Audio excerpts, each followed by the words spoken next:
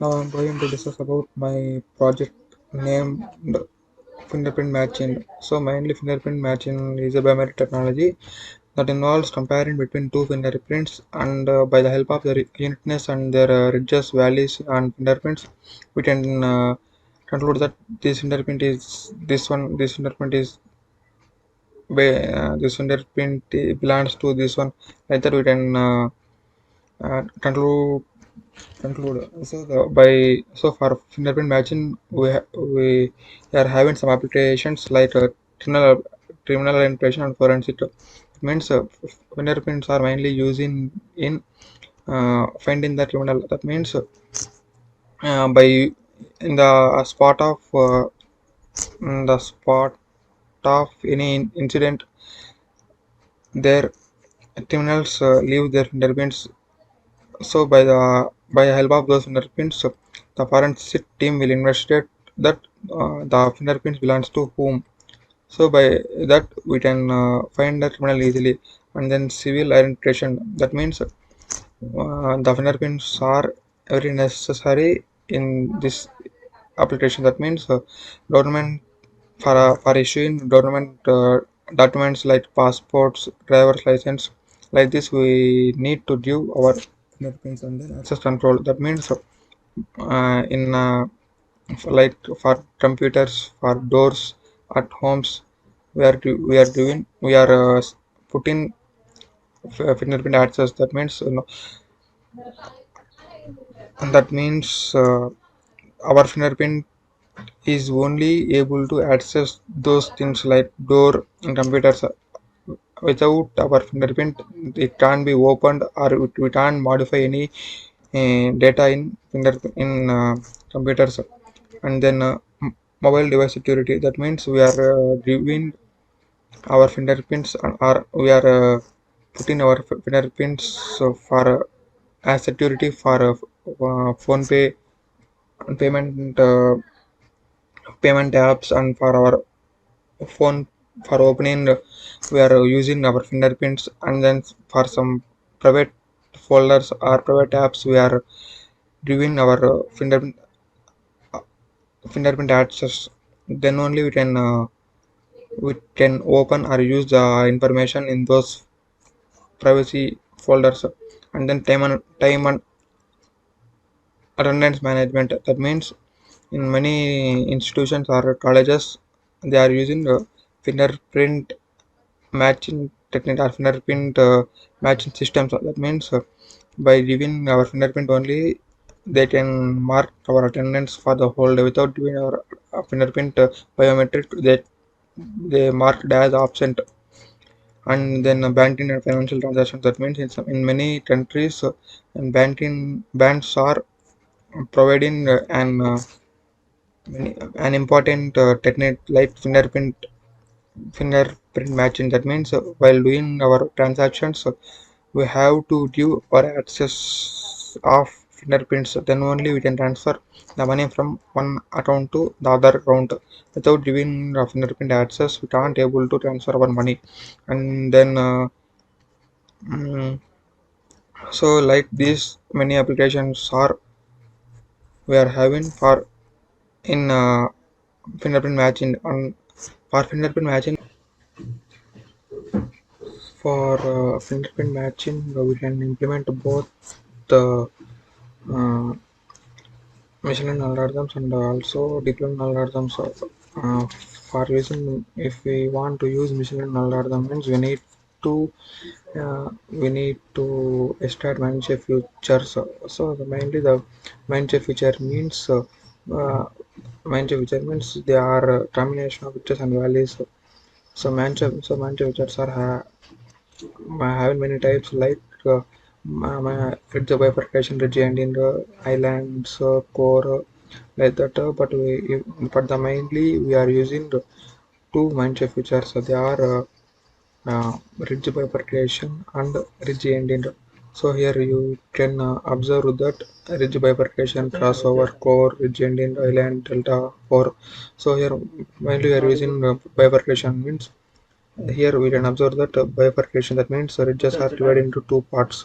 So here we can observe that ridges are divided into two parts, and then ridge ending. That means ridges are end at this place. They are not any movement for in future. And then crossover. That means ridges are pins are matched, or else if we want to use a deep learning algorithm, we need not to extract any features of fingerprints. First, we can use an algorithm like CNN algorithm. The full form of CNN is convolutional neural networks. So the fingerprint matching is common biometric identification technique.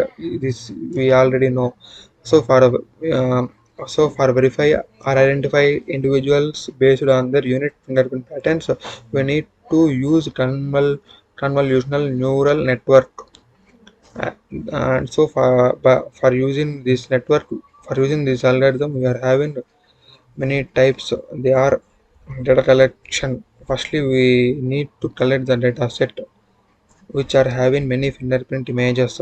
This data set should consist of pairs of fingerprint images where each pair contains two images that belongs to same person or two different individual persons. The fingerprints of two same person means it is positive pairs. If the fingerprints of two different person means it is two negative pairs, and we have to pre-process the data. Like we if we pre-process the fingerprint images, we are pre-process the fingerprint images to enhance their quality and reduce noise. For if we reduce noise means we can easily match the both fingerprints. And then data augmentation to improve the robustness of models. So for the to improve the that means robustness means we are going to improve the speed for matching the fingerprints. So augment the data set by applying random transformations such as rotations and flips and translations to fingerprint images helps us to speed up the model. And then model architecture. So design a CNN architecture suitable for fingerprint matching. This typically includes a series of convolutional layers and activation functions. So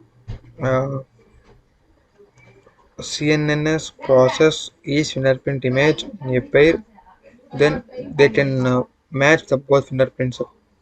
And then training. So train the CNN model using the prepared data set. Like we discussed earlier, no.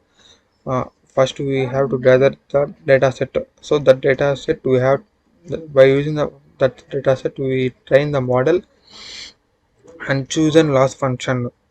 And loss function means the loss function used in fingerprint matching is typically a contrastive loss or a triplet loss.